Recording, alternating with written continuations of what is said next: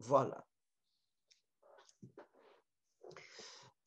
Nous sommes en train de terminer le deuxième bloc et on commence aujourd'hui le dernier thème que je vais l'exposer pendant 5 semaines, que c'est les 5 ministères des 100 anges.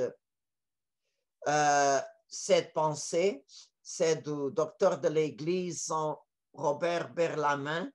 C'est lui qui a dit qu'il a écrit dans ses œuvres que les anges ont 5 ministères. Et aujourd'hui, on va voir le premier ministère des anges, c'est l'adoration. C'est la même chose pour nous. Le premier commandement, c'est adorer Dieu et l'aimer comme le premier dans notre cœur. Et alors, ces commandements, c'est le même pour les anges. Vraiment, ils aiment Dieu comme le premier, bien sûr, et son ministère vers Dieu, c'est en premier l'adoration. Et je vais commencer notre réflexion par la première vision qui est décrite dans le livre de l'Apocalypse, la révélation de Saint Jean, chapitre 1, à partir du verset 12 jusqu'au verset 17. Saint Jean a écrit, je me retournai pour regarder la voix qui me parlait, et m'étant retourné, j'ai vu 7 chandeliers d'or, et au milieu des chandeliers, comme un fils de l'homme revêtu d'une longue robe, serré à la taille par une ceinture d'or. Sa tête, avec ses cheveux blancs, est comme de la laine blanche, comme de la neige. Ses yeux comme une flamme ardente, ses pieds pareils à de l'air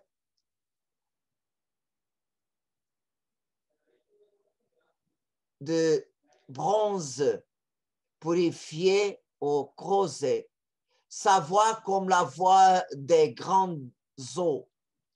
Dans sa main droite, il y a 7 étoiles, et de sa bouche sort une épée acérée à double tranchant. Et son visage, c'était comme le soleil qui brille dans tout son éclat.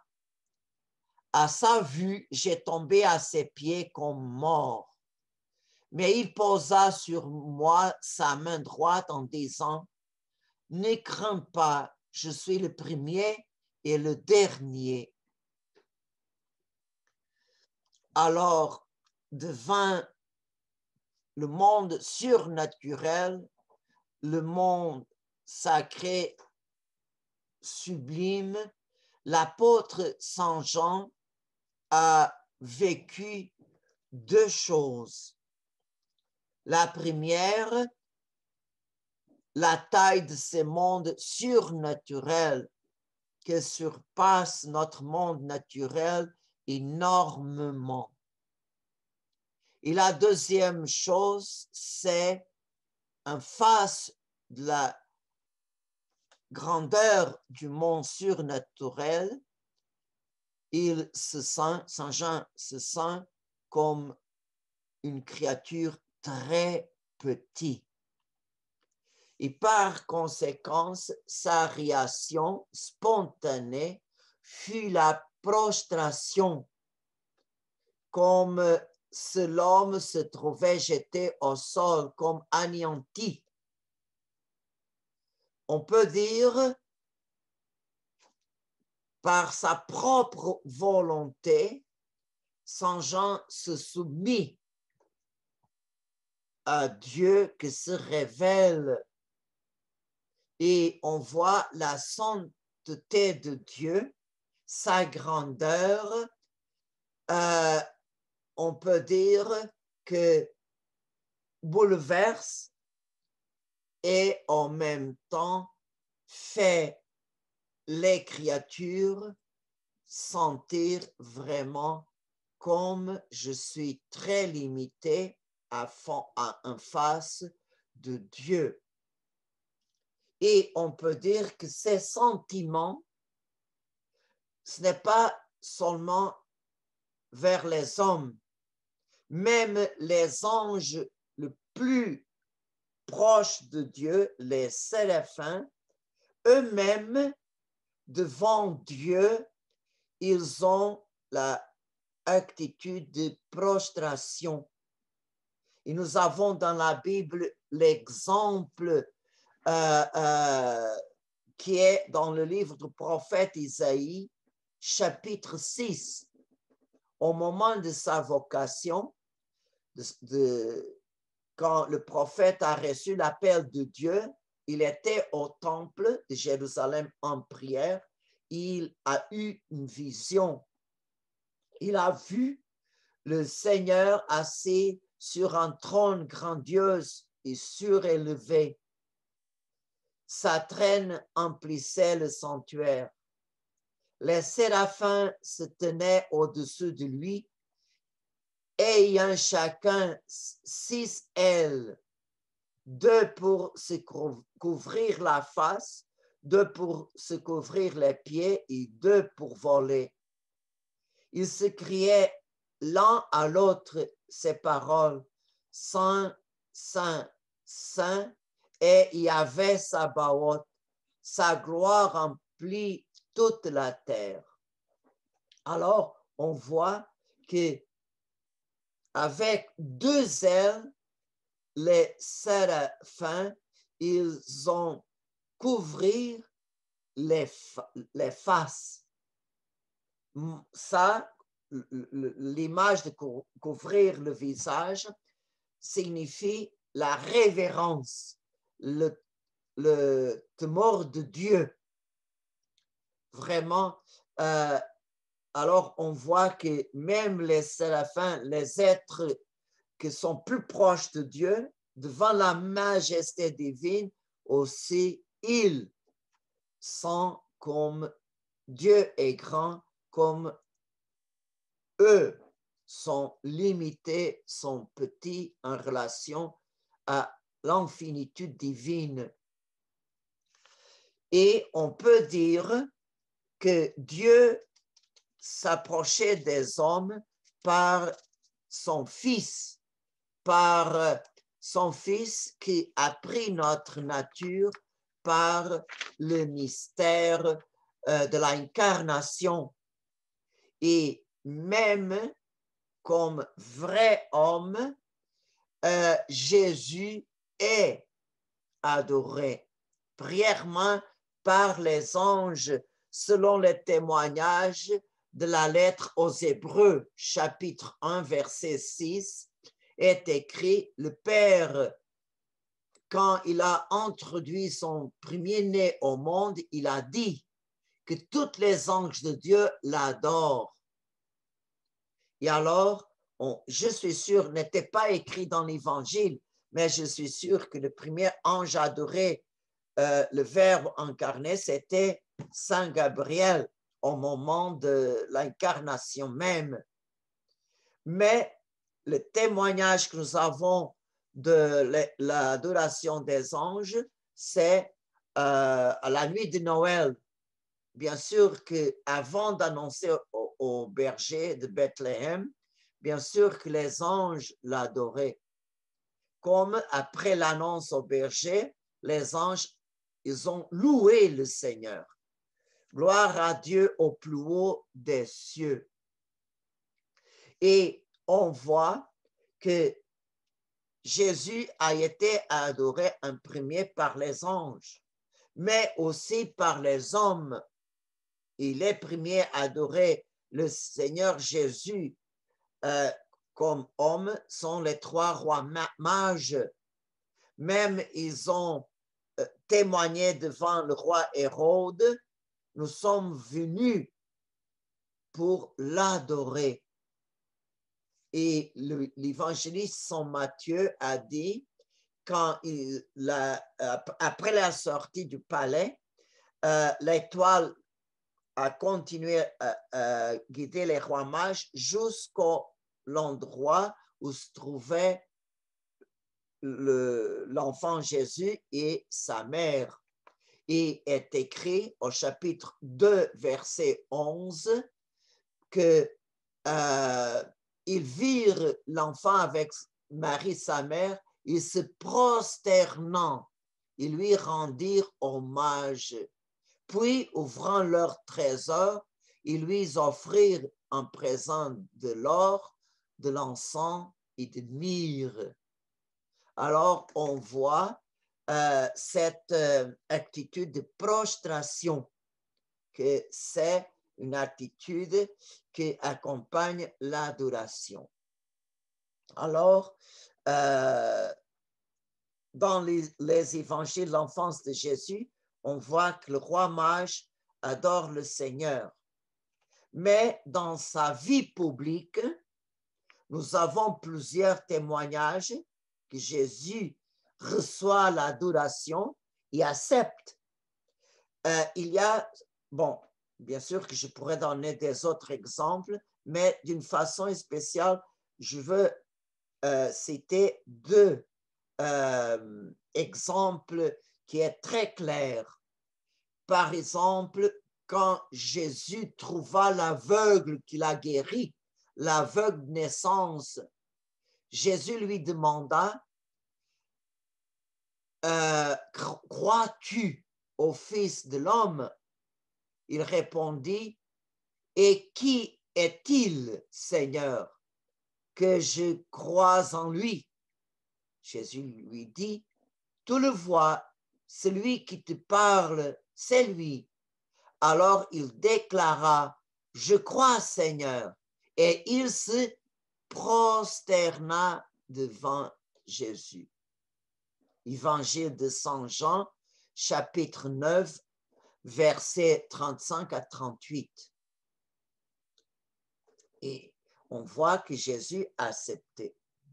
Et l'autre exemple, c'est quand Jésus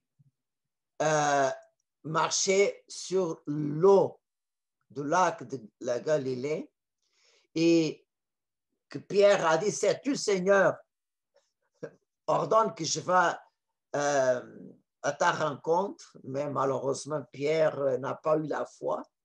Et quand les deux, ils ont entré dans la barque, l'évangéliste Saint Matthieu, chapitre 14, versets 32-33, ils disent la phrase suivante, « Quand ils furent montés dans la barque, le vent tomba. Ceux qui étaient dans la barque se prosternèrent devant lui en disant, « Vraiment, tu es Fils de Dieu. »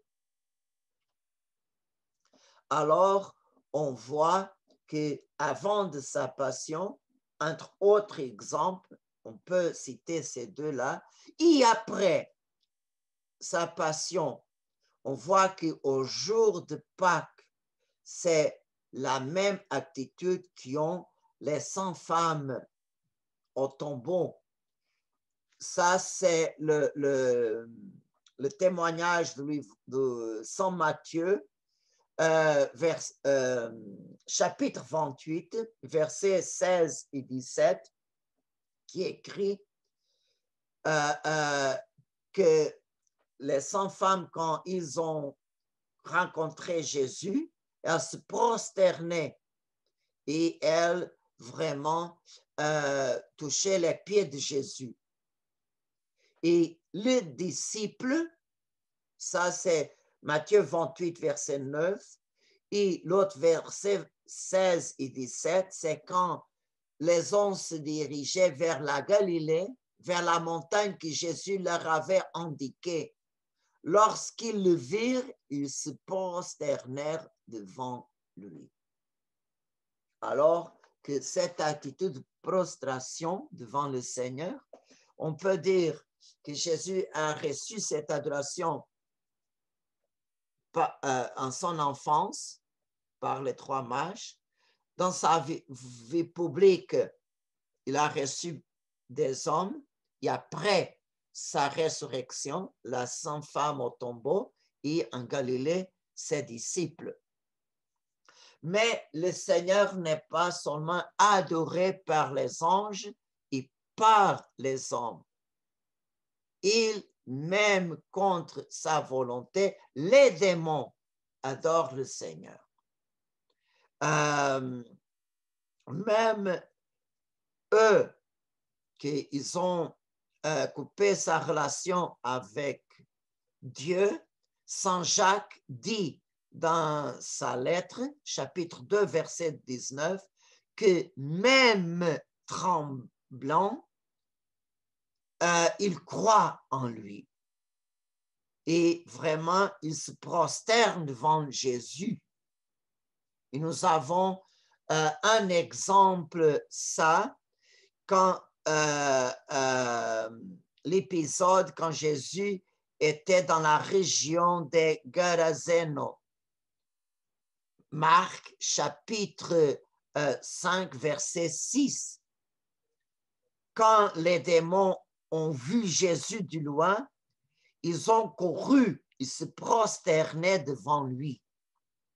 Alors, on voit même contre sa volonté et la réalité divine les oblige à cette culte que seulement on doit donner à Dieu. Et c'est pour ça qu'on peut comprendre l'hymne liturgique de Saint Paul au chapitre 2 de la lettre aux Philippiens, que Saint Paul a écrit que Dieu a exalté son Fils, il y a donné un nom qui est au-dessus de tout nom, pour que tout, au nom de Jésus, s'agenouille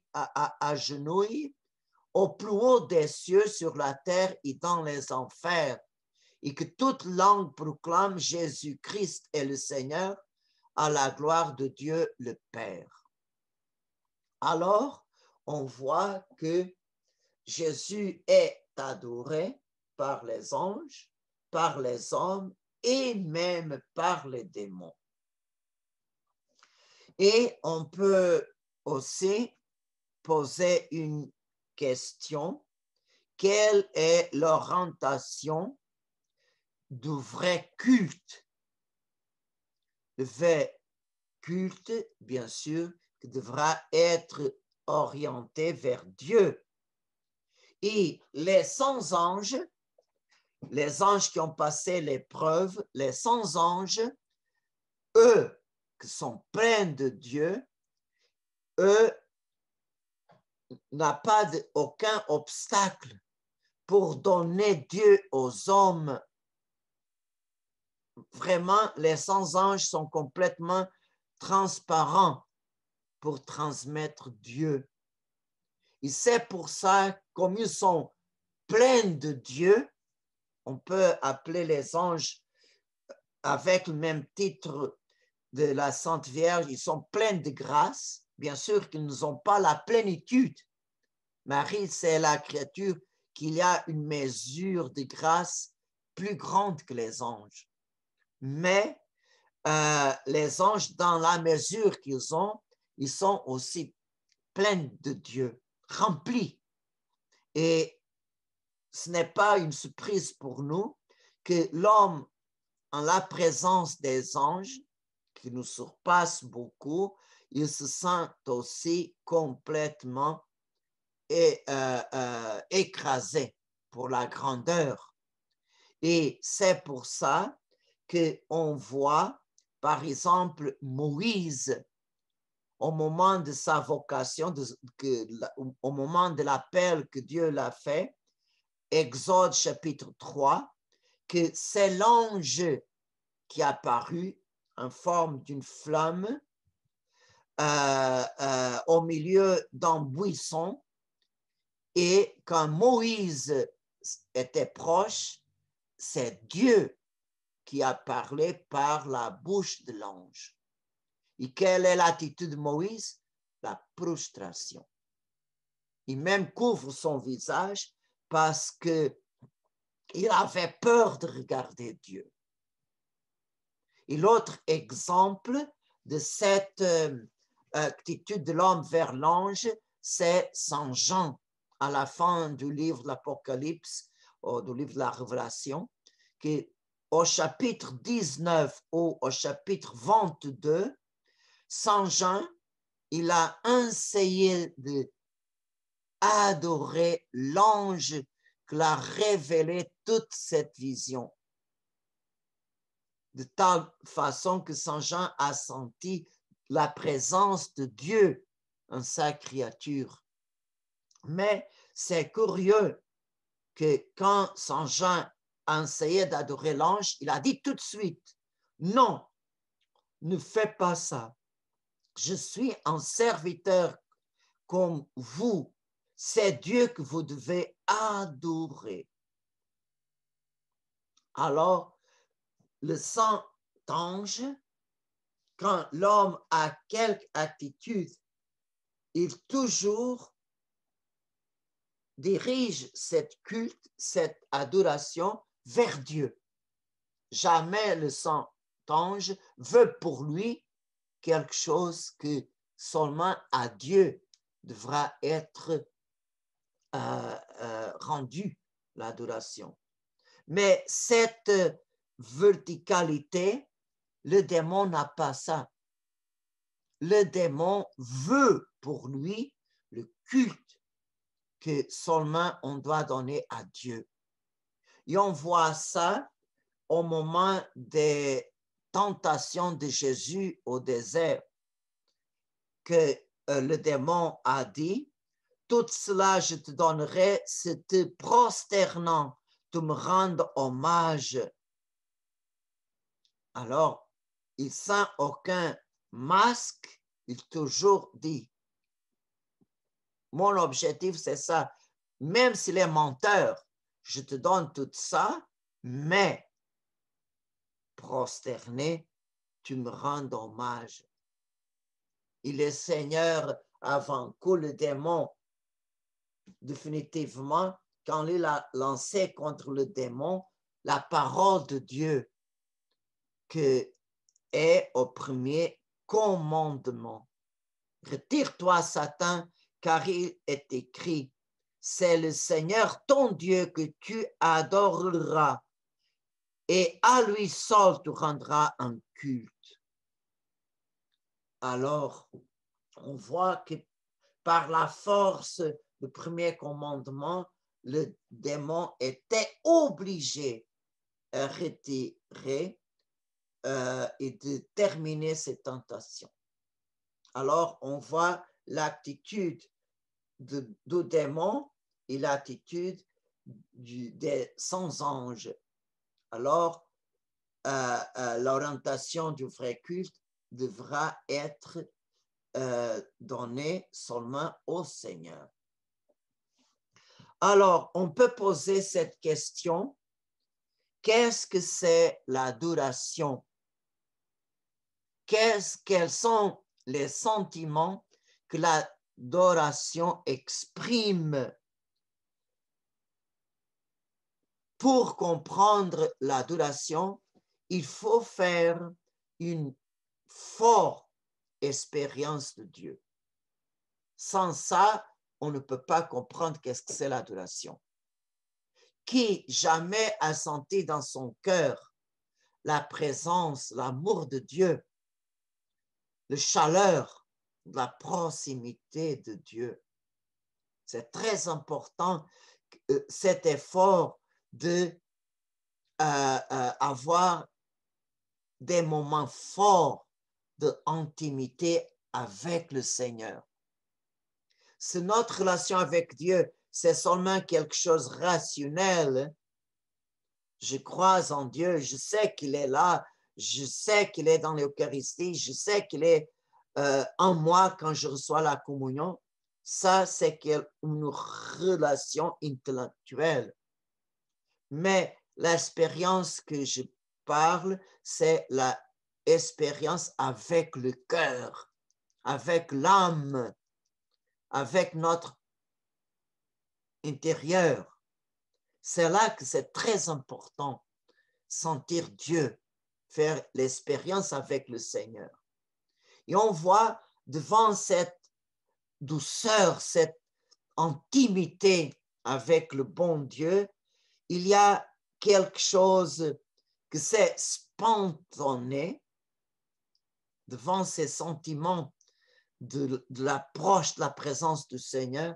C'est quelque chose de spontané et nous avons la conscience qui est Dieu. Et on la désire, bien sûr qu'on la désire, mais la grandeur de Dieu, c'est quelque chose qui s'impose. Par exemple, devant l'expérience de Dieu, il y a une chose que spontanée arrive. Des fois, on verse des larmes. C'est quelque chose tellement joyeux, c'est quelque chose tellement rempli qu'il n'y a pas de mots qui expriment cette douceur. Et la réaction de l'homme en face de la proximité de Dieu, vraiment, c'est l'adoration. C'est comme le désir d'être submergé comme une goutte de l'eau dans l'océan. On doit vraiment être complètement perdu en Dieu. Et on voit que ces sentiments intérieurs, normalement, le corps l'accompagne. Et une attitude, c'est normal, quand on voit, on a cette expérience divine, c'est la prostration, c'est mettre en genoux. Par exemple, dans le message de Fatima, au mois de mai, la première apparition, quand la Vierge est apparue, les petits bergers, ils ont resté debout devant la Vierge. Et c'est seulement quand elle a ouvert les bras, les mains, des mains de la Vierge est sortie une lumière qui a pénétré le cœur des enfants. Il aussi dit que dans cette lumière qui a pénétré leurs âmes, ils ont vu Dieu et c'est là qu'ils ont tombé en genoux. Ils ont prié dans son cœur, Sainte Trinité, je vous adore, mon Dieu, je vous aime dans le présent, dans le Saint-Sacrement. On voit qu'ils ils ont tombé en genoux et à partir de ces moments, toujours les apparitions, ils sont toujours en genoux. Mais au commencement, ils étaient devant la Vierge debout. Alors, on voit devant cette expérience intime de Dieu, le corps se prosterne. C'est pour ça qu'au moment plus sublime que nous avons dans la messe, par exemple le moment de la consécration, le moment que le Seigneur vient, il descend du ciel à l'autel, normalement, les gens sont en genoux. Cette attitude d'adoration. Et je vois, par exemple, après la communion, il y a beaucoup de monde que spontané, elle se met en genoux. Pourquoi? Pour adorer le Seigneur qui est présent dans son âme, dans son cœur. Et on voit que dans la Bible, dans l'Ancien et le Nouveau Testament, on voit que l'attitude normale d'adoration, avec la prostration, les hommes mettent aussi la tête penchée au sol. Alors, on voit, c'est l'attitude, l'homme, une attitude humble dans sa petitesse devant la grandeur de Dieu qui se révèle. Alors, on peut dire que l'adoration, c'est l'expression la plus appropriée de la créature devant son Seigneur et Créateur, même pour les anges, pour les 100 anges. Et on peut dire, ça c'est le dernier point pour aujourd'hui, comment est-ce qu'on doit adorer notre Dieu? On voit dans la Bible, et nous avons aussi l'expérience, que notre nature est brisée par le péché. Et on voit par exemple l'Ancien Testament, un thème que est souvent cité dans le livre des prophètes, c'est que le peuple a une division. À l'extérieur, ils ont un culte vers Dieu, mais son cœur est loin du Seigneur. Alors, les peuples juifs, et Jésus vraiment parle beaucoup à ces sujets-là, que le peuple juif, il s'attache à plusieurs rituels, même dans la prostration, l'offrande des sacrifices, l'encens, tout cela, mais il n'y a pas un compromis. Il n'y a pas une vie qui corresponde à ces cultes-là. Alors, on voit que le péché divise l'homme. Et Jésus, il situe la vraie adoration dans l'âme de l'homme. Alors, l'adoration, ce n'est pas une chose externe. Oui, l'extérieur peut accompagner si elle a son origine au cœur, à l'esprit, à l'âme. Et par exemple, Saint Jean dit que dans le dialogue avec la Samaritaine, que les véritables adorateurs que le Père désire devront l'adorer en esprit et vérité. Alors, Dieu est esprit et ceux qui adorent, c'est dans l'esprit et la vérité qu'ils doivent adorer. Alors, on voit que c'est à partir du cœur, du centre de l'homme, de son âme, de son esprit, de son intelligence, de sa volonté, de tous les sentiments antérieurs que doit partir la adoration. Alors, si elle part du cœur, elle compromet l'homme, il amène à avoir une véritable relation avec Dieu, un compromis, une consacration de vie. Alors, on voit que le bon Dieu veut que notre adoration vers lui vienne de l'intérieur et qu'il y a un compromis de vie.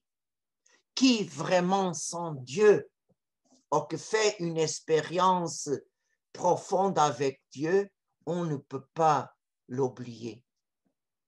On ne peut pas vraiment rester la même chose indifférente. Non, notre cœur doit être chaud et cet amour change. Et on voit que maintenant le culte à Dieu, l'adoration qui devra être faite en esprit et vérité, n'est pas lié à un endroit physique, mais elle passe par Jésus-Christ. Alors, on peut adorer le Père par Jésus. Et n'oubliez pas que Jésus, dans sa passion, il a expié les péchés du monde, nos péchés aussi, mais il a donné au Père toute l'adoration, le louange, le remerciement que nous ne sommes pas capables à cause de nos péchés. Alors, le Père accepte l'adoration que le Fils l'a rendue et nous, pour être agréable aux yeux du Père, on l'adore par Jésus-Christ, son Fils, notre Seigneur. Et c'est pour ça qu'on voit que dans la messe, les prières les plus importantes terminent toujours par Jésus, le Christ, notre Seigneur. Amen. On demande au Père par le nom de Jésus. De la même façon, on rend au Père l'adoration par son Fils unique. Alors, l'endroit géographique de l'adoration, c'est la humanité de Jésus. Parce qu'il a fait ça un autre nom. Et on peut vraiment, tous les mérites de la vie, de la passion, de la mort et glorification de Jésus, on peut les utiliser parce qu'ils sont à notre disposition. Et alors, on doit même adorer le Père uni à l'adoration que le Fils l'a rendu. Alors, on voit que nous, par notre baptême, nous sommes baptisés, nous sommes nés par le baptême, nous sommes nés d'eau et de l'esprit. Alors, par le baptême, nous sommes unis à Jésus, comme le rameau à l'arbre. Et alors, comme par le baptême, nous sommes unis à Jésus, comme conséquence, notre culte au Père passe par Jésus, notre Seigneur. Alors, nous soyons pas, comment on dit, n'avons pas peur. Ah, je ne suis pas capable de adorer le Seigneur. OK, je le fais par Jésus, notre Seigneur. Et on peut dire une expérience plus proche de nous pour sentir l'amour de Dieu, c'est par Jésus, qu'il est là pour nous dans l'Eucharistie. Il est là par sa parole et le Seigneur vraiment se laisse toucher. Le Seigneur se laisse rejoindre pour nous. Et alors, par Jésus, c'est vraiment plus facile de vraiment trouver le Père. Et même, on peut demander à Jésus, même au moment de la Sainte Communion, Jésus, touche-moi. Seigneur, réchauffe mon cœur. Seigneur, donne-moi la grâce de sentir ta présence. Seigneur, donne-moi la grâce de faire une expérience avec toi. Demandez au Seigneur cette grâce. N'avez pas peur. Demandez au Seigneur. Et je suis sûr que le Seigneur, si on le désire de tout notre cœur, le Seigneur n'est pas sourd, n'est pas indifférent à nos désirs. Vous pouvez être sûr.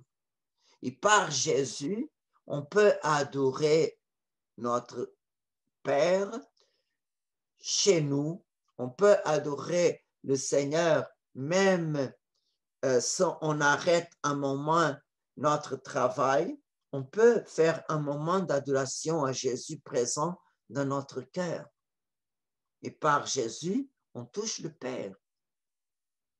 Alors, c'est pour ça que le Seigneur dit que l'adoration devra être faite en esprit et vérité. Alors, on peut adorer Dieu n'importe pas en quel endroit. Bien sûr, si on passe par une église en silence, ça, c'est un moment plus propice de nous concentrer en Dieu, bien sûr. Mais on peut aussi faire un moment d'adoration, n'importe pas à quel endroit. Mais le plus important, c'est que l'adoration, c'est le degré plus sublime de oration qu'on peut faire au bon Dieu. Amen.